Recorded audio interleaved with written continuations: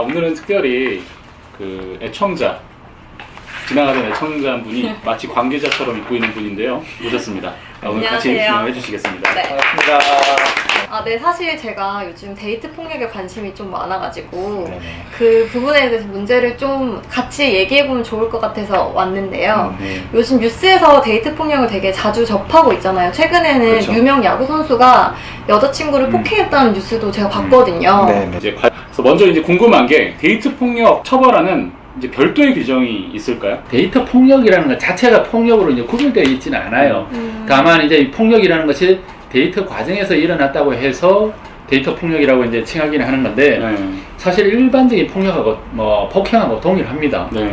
일반 형법상에 있는 폭행죄라고 하는데 그거와 관련돼서 적용이 될 수 있는데 이 법 조문에 보면은 사람의 신체에 대해서 폭행을 한 자는 2년 이하 징역 또는 500만 원 이하 벌금에 처한다라는 규정으로만 돼 있어요. 과연 이 폭행의 의미가 무엇인지에 대해서 추가적으로 알아볼 필요가 있는데 가장 많이 저희들이 알고 있는 게 때리는 거. 때리지는 않더라도 사람을 밀치는 것도 이제 폭행이 될 수도 있고 심한 소음이라든지 폭언 같은 거 그런 것도 폭행이 될 수도 있고 어떤 강한 빛이나 열기 같은 것을 사람이 이제 쬐는 거 똥 뿌리고 이런 것도 되겠죠? 경우도 그렇죠. 그 이제 뿌리는 것 자체도 맞으면 폭행 유형이 되기도 하는데 네. 냄새 자체도 사실은 좀 강하잖아요. 어. 강한 냄새를 이렇게 풍기는 거 그런 것도 폭행이 될 수 있어요. 네. 또 이렇게 다양한데 데이트 폭력은 또 얼마나 또 이렇게 관점이 다양하겠습니까? 네, 그러면 이게 데이트 폭력이라고 해서 별도의 처벌 규정이 있거나 뭐 네. 더 엄중하게 처벌된다거나 하는 건 아니겠네요. 데이트 폭력이라고 해서 가중처벌을 한다든지 그것을 뭐 특별하게 폭력 사건하고 완전히 다른 형태로 보거나 이렇게 할 수는 없고요. 데이트 폭력도 단순한 폭력 행위의 한 유형이다라고 이렇게 보셔야 될 거예요.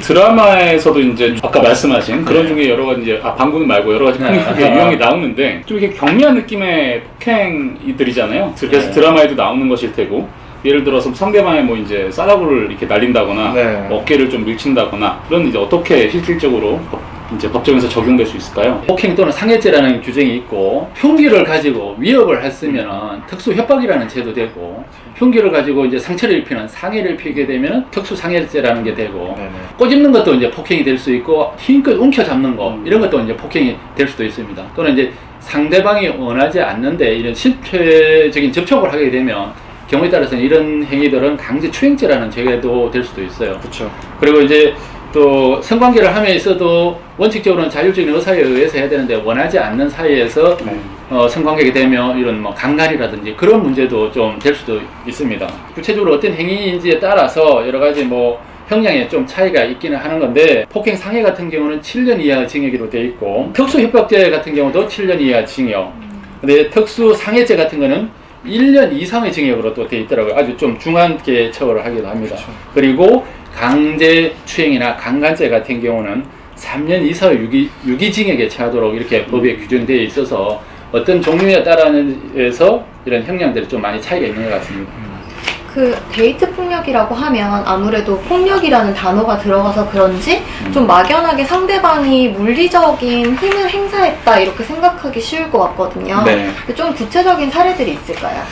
물리적인 힘을 가하는 폭력 사건만 문제가 될 거다라고 생각하기 쉽습니다. 표현 상태로 그래요. 근데 동창회에서 오랜만에 만난 그런 친구 관계에서 한쪽은 가까워지고 싶고 한쪽은 적당한 거리를 유지하고 싶은 그런 상태라고 했을 때 매일 일방이 문자를 보내서 전화 연락하고 만나주지 않으면 어떻게 하겠다, 회사에 알리겠다, 뭐 고소고발을 하겠다, 문제를 삼겠다 이런 식의 얘기를 해서 협박하는 행동들로 나가는 것도 직접적인 폭력 행위가 없어도 이것을 데이트 폭력으로 처벌받게 될 수 있어요. 그래서 정보통신망법에서 나와 있는 내용들을 보면 공포감을 주거나 불안감을 주거나 하는 부호, 문자, 음향 또는 화상, 영상 이런 것들을 반복적으로 특정의 상대방에게 막 송출하는 또는 보내는 이런 행동 자체가 처벌 대상이 될 수 있다라는 거죠. 그 갑자기 생각난 건데 예전에 보면 드라마에서 네. 이렇게 김치로 싸대기 때리는 거 있었잖아요. 네네네. 그런 것도 일종의 데이트 폭력이라고 할 수 있나요? 김치로 뭐 싸대기를 때린다라고 하는 그건 어차피 폭력 행위고 폭행위가 되는 거기 때문에 네. 더 그 낫죠? 자체에 대해서 오. 문제가 될 수 있었는데 그게 김치여도요? 김치도 이제 종류 좀 다를 수 있는데 그래서 무를 때렸다. 아, 네, 무김치. 무김치로 네. 때려갖고 살아났는데 이제 근데 그 무가 얼었다. 네네. 그러면 이제 흉기. 위험한 물건이나 완전 흉기에 본능이죠. 준해서 네. 갈 수도 있죠. 아. 왜냐면 그게 맞으면 사람 머리통이 깨질 수도 있잖아요. 맞아요. 근데 그게 아니고 이제 많이 익어서 무르다. 냄새가 많이 나. 냄새가 많이 나죠. 네, 그러면 네. 냄새가 많이 나고 네. 기분 나쁘고 아프긴 한데 네. 상처가 날 정도는 아니다. 네. 좀 크게 다칠 만한 내용이 안 된다. 그러면 그거는 이제 뭐 흉기라든지 이런 네. 걸로 돼서 그 단순 폭행의 문제가 되겠죠. 여러분들 말씀인데 겉절이가 가장 형량이 낮은 걸로 이해를 일단 그거 굉장히 정확한 표현이에요. 네. 네. 김치에 대해서는 여기까지 하고요. 네네. 그럼 이제 만약에 물리력을 꼭 행사한 건 아니에요. 김치로도 안 했어. 네. 근데 예를 들어 이제 상대방한테 이제 옷 같은 거 가지고 옷을 뭐 짧은 걸 뭐 입지 마라. 맞아요.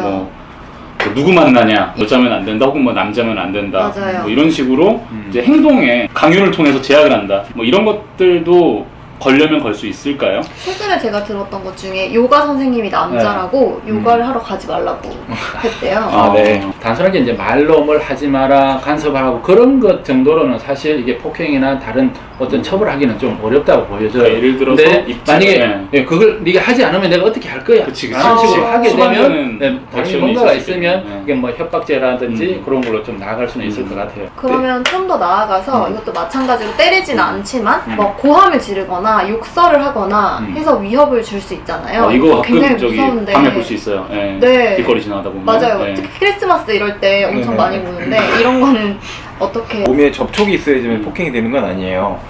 굉장히 큰 소리로 고함을 지르고 사람 놀라게 한다든지 욕설을 하는 행위 자체 그 자체도 폭행으로 해석이 될 수가 있어요. 충분히 데이트 폭력에서의 폭행에 해당될 수가 있고 그 표현의 내용 자체가 굉장히 위협을 주는 너 이런 식으로 한 번 더 하면 가만두지 않을 거야 뭐라든지 너 이렇게 할 거면 나는 더 이상 못 참으니까 죽여버릴 거야 뭐 이런 식의 표현을 만약에 쓴다 너무 과도한 표현을 그렇게 되면 그 폭행이나 협박에 해당될 수가 있어서 형사적으로 문제가 될 내용이에요. 네. 뭐 예를 들어서 뭐 페이스북에서 방금 누군가의 글에 댓글을 달았는데 네. 카톡 답장 안 하는 거죠. 분명히 이제 스마트폰 쓰고 있는 거예요. 네. 너 지금 나한테 응답 안 하냐? 페북은 하면서 뭐 왜 그렇죠. 카톡 답장 안 하냐? 그리고 이런 거죠. 혹은 뭐 네 글에 좋아요 누른 애 누구냐? 오 뭐 이런 식으로 뭐 파고든다거나 이제 급기야는 이제 뭐 비밀번호를 알려달라. 맞아요. 예. 이런 경우 특히 이제 마지막에 비밀번호를 꼭 강요한다. 알려달라고 하는 경우들도 있지만 더 많은 경우는 사실은 비밀번호를 몰래 알아내죠. 근데 그렇게 되면 사실은 이제 그거는 정보통신망법 위반의 문제가 네. 돼요. 안 알려준다고 해갖고서는 때리기도 하고, 뭐 그러니까 숨기는 역시- 게 그 결국 폭력의 문제로 가고 내 개인적인 비밀번호를 교제하고 있다고 해서 알려줘야 될 의무가 있는 건 아니잖아요. 그렇죠. 그렇죠. 그러면 이제 결국은 이런 행동들 자체가 결합이 되면 이제 강요의 문제가 되는 거죠. 강요는 이제 의무 없는 행위를 하게끔 한다 그러면 처벌의 대상의 문제가 되는. 그러니까 어느 정도까지는 이제 딱 이렇게 어떤 법의 테두리에서 처벌하기는 어렵지만 네. 그게 이제 강요라는 법적 개념이 적용되는 수준까지 가면 그런 것도 이제 적용이 될 수 있다. 그렇죠. 그렇지만 뭐 저는 이별을 권합니다만. 네, 일단 알겠습니다. 네. 요즘은 SNS에 실시간으로 그 정보가 노출되잖아요. 그래서 그렇죠. 제가 어디에 있는지도 알 수 있고 누구랑 있는지도 알 수 있는데 요즘은 그래서 그걸 보고 실시간으로 스토킹하는 사람들이 많다고 하더라고요. 근데 이게 스토킹으로 인해서 당장 저한테 어떤 뭐 형법상의 범죄에 이르는 피해는 없다고 하지만 이것도 굉장히 무섭거든요. 근데 무섭죠. 이런 것도 뭐 신고하거나 혹은 어떤 제가 뭔가 취할 수 있나요? 이게 이제 국회에서도 그렇고 네. 여러 가지 논의가 굉장히 많았어요. 근데 이 문제가 사실은 두 가지 측면에서 쉽게 접근이 어려운 문제가 있어요. 첫째, 경찰력으로 과연 이걸 다 커버할 수가 있느냐 이 문제가 한 가지가 있고요. 둘째로는 그 스토킹인지 아닌지 자체도 증거가 좀 약간 불분명할 수 있는 그런 상태에서 이 스토킹의 행위 자체를 어떻게 처벌을 할 수 있는 구성 요건 중에 어떤 것에 해당되는지 또 그게 전초전이라고 했는데 네. 고의의 증명 문제가 사실 남거든요. 그렇죠. 일어나지 이게 과연 않는데. 네. 어떤 뭐 진짜 강력범죄 중에 최고의 강력범죄인 뭐 살인범죄의 예비 단계로 들어갔다는 살인 예비를 볼 수 있는 것인지 아니면 강요의 단순한 예비 단계 또는 협박이나 방범죄의 행위인지 초기 단계에서 사실 구별이 거의 어렵단 말이에요. 네. 그래서 결국 그렇다 보니까 증명이나 소명도 어렵고 결국 스토킹에 관련돼서는 경범죄 처벌법 정도의 문제로 돼서 뭐 기껏 해봐야 뭐 벌금형을 구하는 정도 이 정도의 문제가 돼버리게 되니까 결국은 이거는 현재로서는 상당히 이제 어려운 문제 같아요.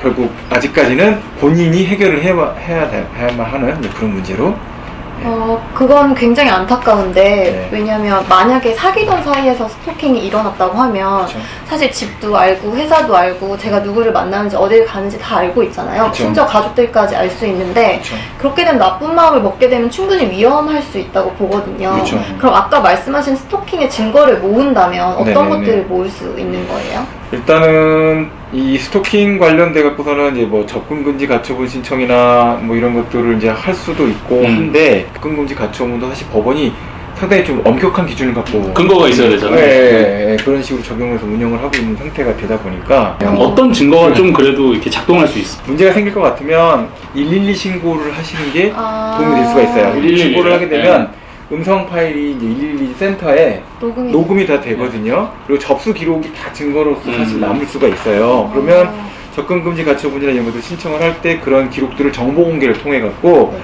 받게 되면 이제 소명 자료로서의 기능을 충분히 수행할 수 있어요. 뭐 그럼 얼마나 자주 뭐 어떤 시간에 그렇죠. 112에 신고를 했다 이런 것들이 그렇죠. 증거가 될 수 그렇죠. 있는 그리고 그 거네요. 녹음 내용 자체가 존재하기 때문에 그 자체에 대한 것들도 사실 파일로서 받을 수가 있어요. 네. 그러면 그게 이제 상당한 소명의 자료가 될 수도 있겠죠. 또 다른 증거가 되겠네요. 네네. 신고 기록 자체가. 뭐 뉴스에서 뭐 이렇게 보면 이렇게 헤어지자고 했더니 뭐 차라리 죽겠다.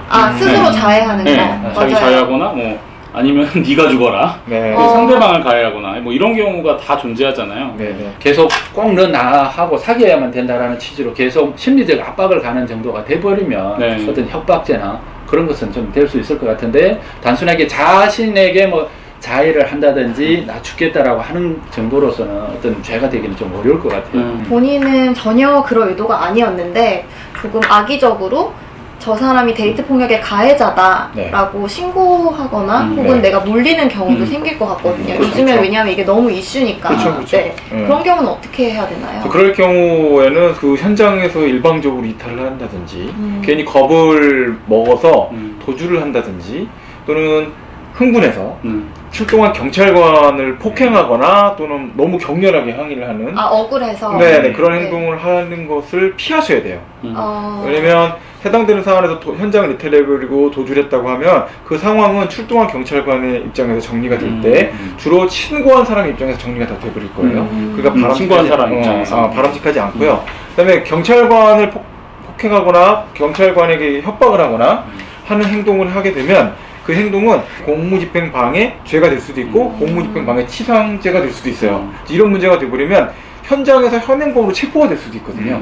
이렇게 되는 상황은 피하셔야 되겠죠. 데이트 폭력이라는 그 말이 너무 더 마음이 아픈 이유가 원래 서로 사랑했던 사이니까 그 사람의 어떤 폭력적인 행동이 상대방이 나를 너무 사랑해서라고 이제 이해하려고 하기 때문인 것도 있는 것 같아요. 근데 진짜 확실한 건 저를 정말 사랑하는 사람은 뭐 그게 언어가 됐든 물리적인 폭력이 됐든 스스로를 자해하는 거든 어떤 방법으로든 저에게 폭력을 행사하지 않는다는 걸 좀 인지하고 있는 게 중요할 것 같아요. 이런 문제가 사실 법률적으로 다 해결이 될 수 있으면 참 좋을 텐데요.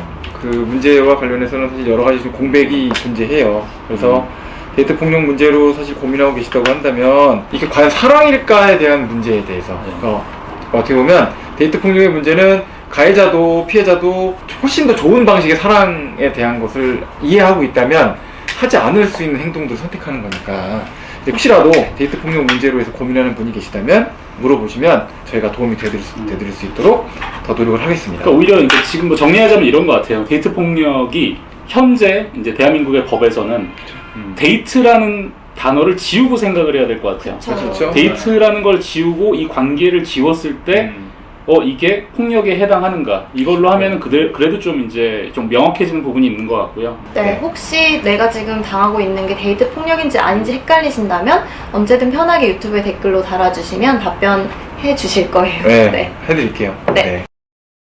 간단한 법률 상식 알고만 있어도 원치 않는 피해를 예방할 수 있습니다. 궁금한 점은 언제든 물어보시면 답변해 드릴게요.